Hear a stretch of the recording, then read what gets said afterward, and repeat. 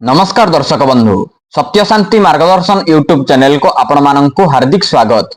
प्रिय भगवत प्रेमी मालिका प्रेमी दर्शक बंधु आज जो कथाटी आमे आपणक आगरे रखुचु ताहा अत्यंत गुरुत्वपूर्ण जहाको कि सुनिबार अत्यंत आवश्यकता अछि। आपण माननकु पूर्व थर वीडियो रे आपण माने देखिथिले मु आपण माननकु कहिथिली जे निया आउ पानी प्रति टिके सतर्कता अवलंबन करिबाकू।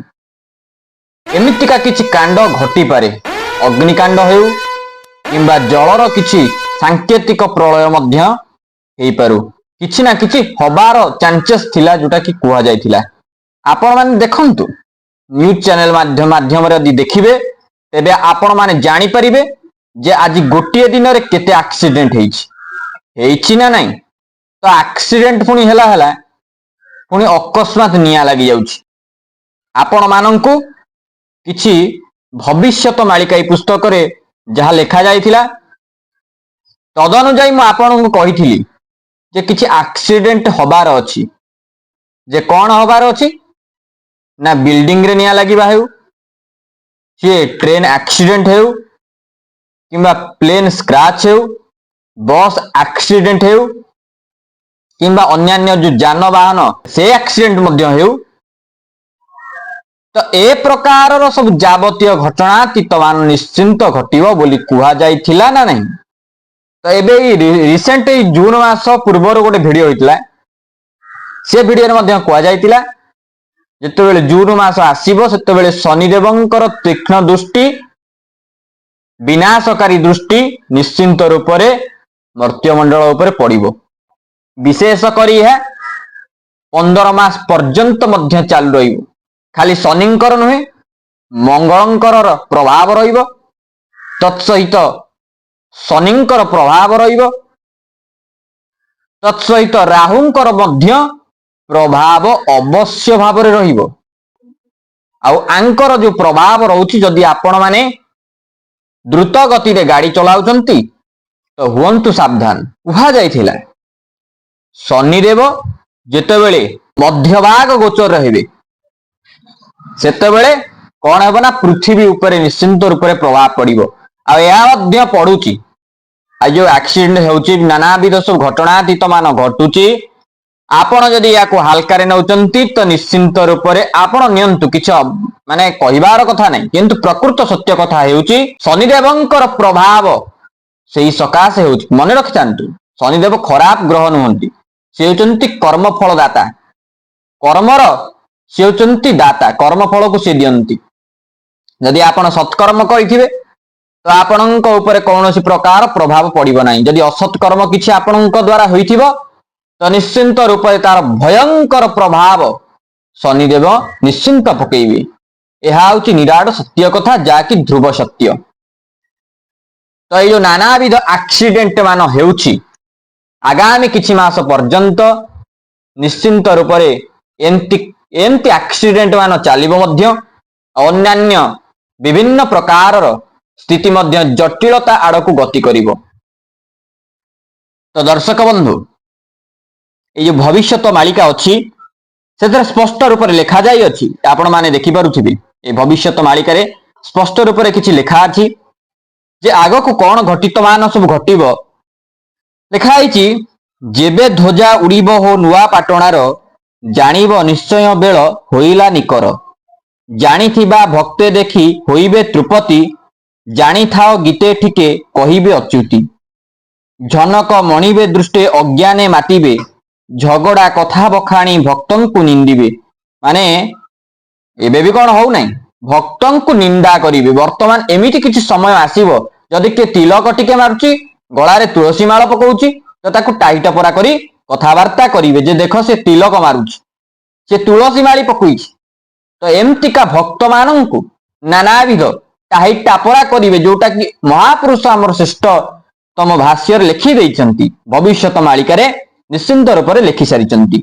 तापरे कहउचंती कोन झास देबे काल चक्रे झिमी टके जाई, झाम गला प्राय हेबे अच्युत जे कही, नलिन बक लुचिब नेमाल ग्राम रे लीला जे प्रकाश हेबो आद्य सही ठारे, अत्यंत अत्यंत गुप्त पुस्तक आज्ञा।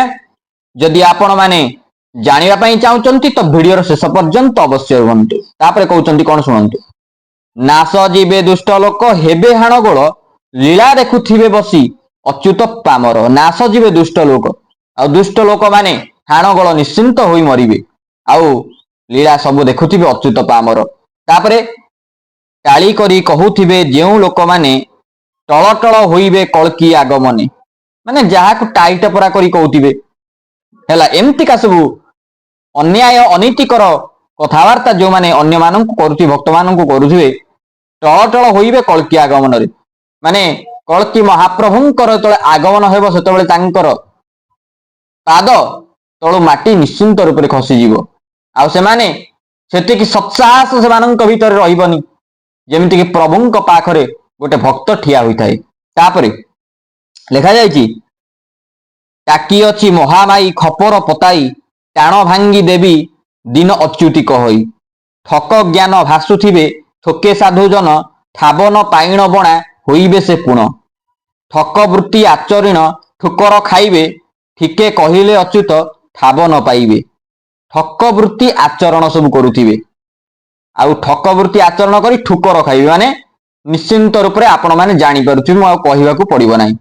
तो निश्चिंत रूप रे एमितिका किछि लोक व्यक्ति विशेष माने बाहरिबे जद्वारा कि कोन हो से माने जोटा कहउथिबे सेटा श्रेष्ठतम हेइतिबो बा सेटा श्रेयस्कर समस्ते मानुथिबे किंतु से हेइ नथिबो लास्ट से माने धरा पड़िबे ठुकर खाइबे। तापरे कोन लिखा जायछि डाकिबे भैरवी जेते बेले से स्थान डाकिबे भैरवी जेते बेले स्थान छाड़ी डरिबे सकल जन पड़ी जीव हुरी। डांकेणी मुखे पड़िबे होइना रखार डाकी कहिले अच्युत मने हेतु कर।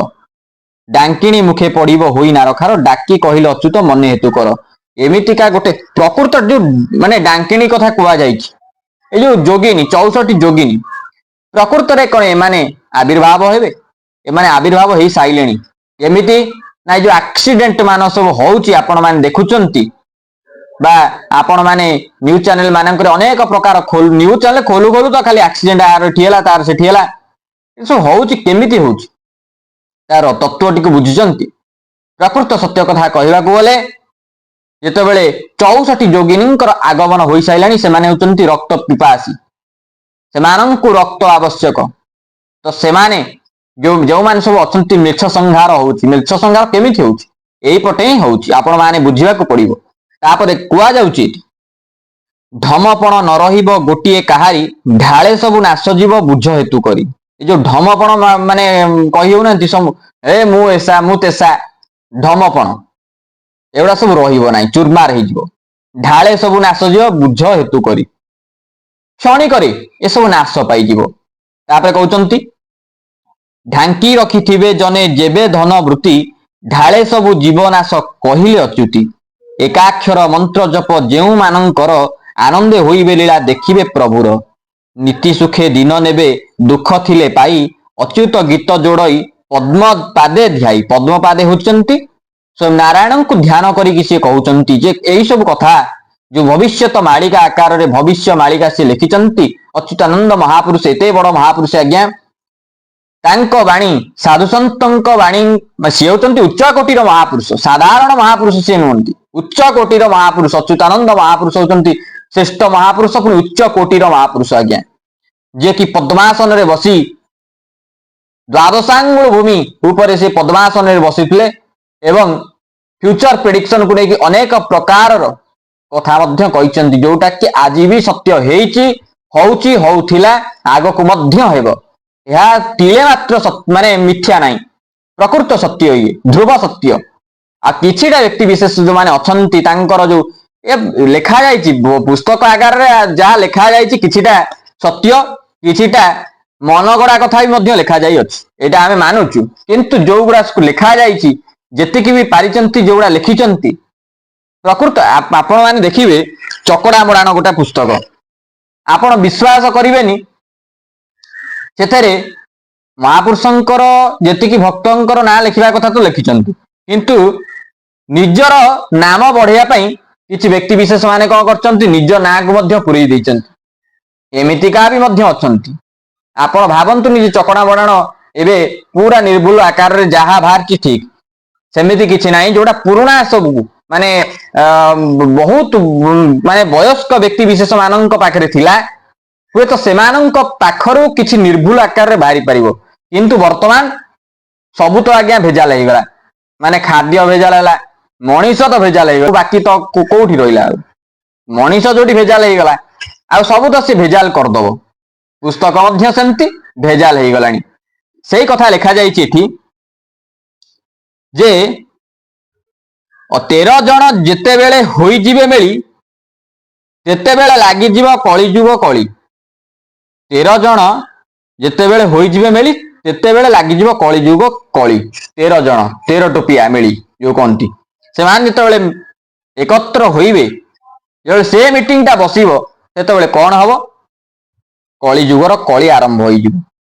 तिलरे तैल प्राय रही जीव तही दिने 3 दिने भेट हेबे अच्युत कहई थान छाड़ी बिरजा जे होइबे बाहर थिबे ताहांकर संगे जेते अनुचर थिला लोक मानंकु से खाइबे गोड़ाई थय न रहिब दिन अच्युत कहई दिनु दिन महाघोर कली उपुजिब दिवसे घोर कुहुड़ी माड़ी जे आसीब देखु देखु सैन्यगण पशिबे झसाई दिहुड़ी लागिब दिन अच्युत कहई धरी मारुथिबे सेही जणे जणे सैन्य ध्वंसिबे जवन बल करी रणगोल धरिथिबे खपर जे हस्ते महामाई धरी मोड़ी बेटी मुंड अच्युत कहई जहा से लिखिचंती सेटा हेइची ना होउची ना नहीं आपण माने एबे चिंता करंतु तापर लिखा जाइची न रहिबे जवन के पळाइबे छाड़ी लिखा हेइची ना नहीं निशत होइण जीवे निज पथ माड़ी नृपति मने जे मर्ते न रहिबे केही